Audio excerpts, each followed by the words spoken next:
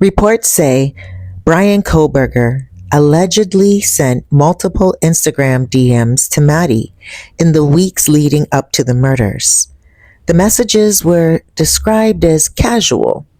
Things like, "Hey, how are you?" And they were sent repeatedly without any response from her. Was that a reason to kill her and three of her other friends? Today we're going to talk about Brian Koberger and the case of the Idaho Four. Was he the killer? Or is there a conspiracy theory going on that none of us are cluing into? Some people think there was a government psyop or some kind of staged event. A lot of that thinking comes from how bizarre and brutal the murders were, how quickly the narrative was shaped, and the media, and certain details of the case that felt strange or didn't add up for some people at all. Some of the points people in those circles bring up are how clean the crime scene seemed to be versus the brutality of the murders. The mysterious background of Brian Koberger, his criminology studies, possible ties to behavioral analysis programs, etc., cell phone pings and surveillance inconsistencies, timing of police response and information released to the public, the media hype, and almost scripted feel of how some interviews went. These kinds of theories often pop up around shocking crimes, especially ones that grip national attention. It's a mix of distrust in institutions, odd case details, and the internet connecting people who question the mainstream narrative. Is he guilty? That's the big question a lot of people are still debating. On paper, the prosecution has built a case against Brian Koberger. Things like his phone pinged near the house multiple times. His car, white Hyundai Elantra, matched the suspect vehicle seen in the area. DNA on a knife sheath left at the crime scene matched his family line. He studied criminology and allegedly showed strange behavior before and after the murders. But there are also things that didn't sit right with everyone. No clear motive, no direct connection to the victims that we know of, no blood, weapon, or clothing from the crime scene found in his possession. The DNA was a tiny amount on the button snap of the sheath. Some think that it could have been planted. His behavior after the crime didn't totally fit the profile of a perfectly calculated killer. Some people think he was framed, set up, or a scapegoat, especially since the crime was so messy and emotional, which doesn't fit the typical cold, calculated criminology student profile. Legally, he's innocent until proven guilty. But public opinion is really split. Some say absolutely guilty, some say totally innocent, and others think there's way more to this story. Reports indicate that Brian Koberger, the suspect in the University of the Idaho murders, sent multiple direct messages via Instagram to one of the female victims in the weeks leading up to the attack.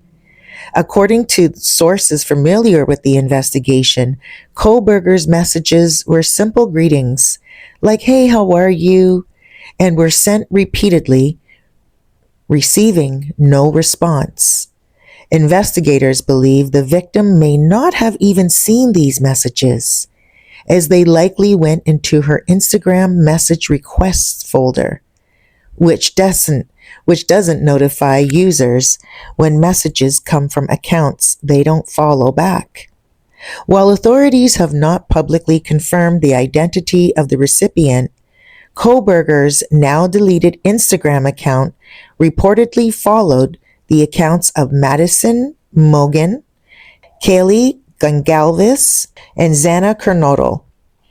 These interactions are part of the broader investigation into Koberger's alleged stalking behavior prior to the murders. His cell phone data reportedly placed him near the victim's residence multiple times in the weeks before the killings. As of now, Koberger has been charged with 4 counts of first-degree murder and 1 count of felony burglary. Now, the creepy part is the little details of him being kind of like stalker vibes. It shows he at least had some type of interest in Maddie specifically, which makes it harder to believe he just randomly picked that house. That's part of why some people are torn. Was this a targeted attack on Maddie? Or was it more the house being vulnerable? Or something else entirely? Let's go back to the date the crime happened. The murders took place on November 13, 2022.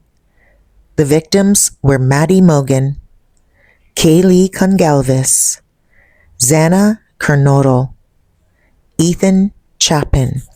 Let's talk about Maddie Mogan, 21 years old, originally from Coeur d'Alene, Idaho.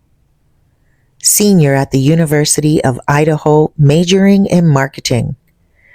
She was described as outgoing, smart, and full of life. She was best friends with Kaylee Congalvis since childhood. They were inseparable. She loved music festivals, friends, and family. She worked at the local restaurant, Mad Greek, in Moscow. She was in the same bed as Kaylee the night of the murders. Second victim, Kaylee Congalvis, 21, from Rathdrum, Idaho, majoring in general studies, known for her big personality, loyalty, and humor. She recently got a new Range Rover and was about to move to Texas for a tech job. She was extremely close to her family. Her dog, Murphy survived the attack in the house. Murphy was put in a room all alone. Whoever committed those murders did not want to kill the dog Murphy. She also worked at Mad Greek with Maddie. She had returned to Moscow just to visit Maddie for the weekend. The third victim, Xana Kernodle, 20, from Post Falls, Idaho. She was a junior at University of Idaho, majoring in marketing, known for her fun energy, athleticism, and positivity. She was in a relationship with Ethan Chapin. She also worked at Mad Greek. Very social, loved friends and family. She was awake and active on TikTok shortly before the murders. The fourth victim, Ethan Chapin, 20, from Conway, Washington, a freshman at University of Idaho, majoring in recreation, sport, and tourism management. One of 3 triplets, he was extremely close to his siblings, known for being a kind and goofy, loving guy. He was a member of the Sigma Chi fraternity. He was spending the night with his girlfriend Xana at the time of the murders. Let's talk about the timeline, what each victim was doing that night. Kaylee and Maddie, were together the entire night. 10 p.m., they went to the Corner Club, a popular local bar in downtown Moscow. At around 1:30 a.m., they stopped at the Grub Truck, a late-night food truck spot. Seen on surveillance video, smiling, laughing, and ordering food. Then they took an Uber, or private party driver, back to their house around 1:45 a.m. They entered the home around 1:56 a.m. Both went to bed in Maddie's room on the third floor. Xana and Ethan were together. They attended a party at the Sigma Chi fraternity house, just a short walk from the King Road home. They returned to Xana's house at 1:45 a.m., where the murders happened. Evidence suggests Xana was awake shortly before the attack because she ordered food, and the food delivery records show a DoorDash order arrived around 4 a.m. Xana may have fought back against the attacker. She had defensive wounds. Ethan was staying the night. He was spending time with his girlfriend Xana. He was last seen with Xana after returning from the Sigma Chi party. DM and BF, two surviving roommates, were home that night, but not harmed. One of them reportedly saw a masked man dressed in black leaving the crime scene around 4 a.m., but she locked herself in her room in fear. Bryan Kohberger's trial is scheduled to begin on August 11, 2025, and is expected to last through November 7, 2025, including the penalty phase. The trial will take place in Boise, Idaho, following a change of venue from Latah County due to concerns about media coverage potentially affecting jury impartiality. Pre-trial hearings are ongoing, with recent rulings addressing the admissibility of certain evidence and terminology during the trial. For instance, the judge has barred the use of emotionally charged terms like psychopath and sociopath during the proceedings. Why did Bryan Kohberger waive his right to a speedy trial? Originally, Kohberger requested a speedy trial that would have forced the prosecution to be ready and fast within 6 months under Idaho law. But in August 2023, his defense team surprised everyone. They waived that right. Why? His defense attorneys claimed they weren't ready and needed more time to review the massive amount of evidence, including 51 terabytes of digital data, cell phone records, DNA evidence, surveillance footage, body cam, and police reports, expert witnesses. They hinted they wanted time to challenge the DNA evidence, especially since it's based on investigative genetic genealogy using family tree database. What does this tell us? His defense strategy might rely heavily on trying to discredit how police found him. They may even argue someone else left the DNA, and dragging the trial out gives them more time to poke holes in the case. The bottom line, Bryan Kohberger waived his right to a speedy trial so his team could fully prepare, challenge the evidence, and possibly try to save him from a death sentence.